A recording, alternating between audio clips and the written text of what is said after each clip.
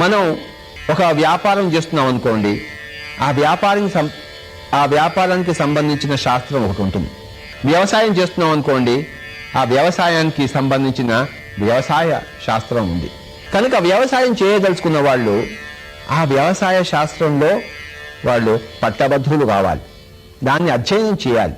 అప్పుడు వాళ్ళు వ్యవసాయం చేస్తే బాగుంటుంది. మరి వాతావరణ పరిస్థితులు ఎలా ఉండాలి, నేలలో తేమండో ఎలా ఉండాలి, సాగు ఎలా చేయాలి, మొక్కకి ఎంత దూరం ఉండాలి, ఇలా ఎన్నో విషయాలు ఉంటాయి వ్యవసాయ శాస్త్రంలో. అలాగే వ్యాపార శాస్త్రం అనుకోండి, కామర్స్, అదో పెద్ద విద్య. అంటే వ్యాపారం ఎలా చేయాలి, వ్యాపారానికి మనకు కావాల్సిన దక్షత ఏమిటి, మన బిజినెస్ని ఎలా ఇంప్రూవ్మెంట్ చేసుకోవాలి, అదో పెద్ద మహాసాగరం సబ్జెక్టు.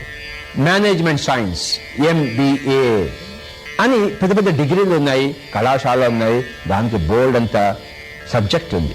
మరి వ్యాపారం ఎలా చేయాలి, వ్యవసాయం ఎలా చేయాలి, వీటికి పెద్ద ఒక వ్యవస్థ ఉంది, ఒక విద్యావేత్తలు ఉన్నారు, అందులో శాస్త్రజ్ఞులు ఉన్నారు, అంత పెద్ద శాస్త్రం ఉంది. అలాగే సంగీత శాస్త్రం తీసుకోండి, రాగాలేమిటి, తాళాలేమిటి, అందులో మరి విభేదాలేమిటి, లయ ఏమిటి, శృతి ఏమిటి, హార్మోని అంటే ఏమిటి, సింఫోనీ అంటే ఏమిటి, సంగీతంలో నేను ప్రగతి సాధించాలి అనుకునే వాళ్ళు ఆ శాస్త్రాన్ని అధ్యయనం చేస్తే గానీ అది రాదు. దానికి ఒక నియమము, ఒక శాస్త్రము, ఒక పద్ధతి, ఒక గురువు, ఒక విద్య, ఒక శిక్షణ, ఇవన్నీ ఉన్నాయి. ఈ యొక్క వ్యాపార సంబంధమైన విద్య, వ్యవసాయ సంబంధమైన విద్య, లేకపోతే సంగీత సంబంధమైన విద్య, ఇవన్నీ ఎలా ఉన్నాయో ఇవన్నీ అలాగే జీవితం అనే శాస్త్రం కూడా ఉంది. ఈ విధంగా రకరకాల విద్యా శాస్త్రాల్లాగా జీవితము, జీవిత శాస్త్రము, జీవిత విద్య అనే విద్య గురించి ఈరోజు మనం ఇక్కడ ఉన్నాం.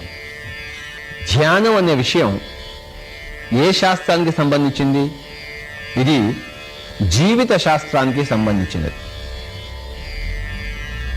జీవిత శాస్త్రం అంటే నేను ఎలా సరిగ్గా జీవించాలి, ఎలా జీవించకూడదు, జీవించే విధానం గురించి శాస్త్రం ఏం చెప్తోంది, ఏది నిషేధించింది. కనుక ఈ ధ్యానం అనేది జీవిత శాస్త్రంలో ముఖ్యమైన భాగం.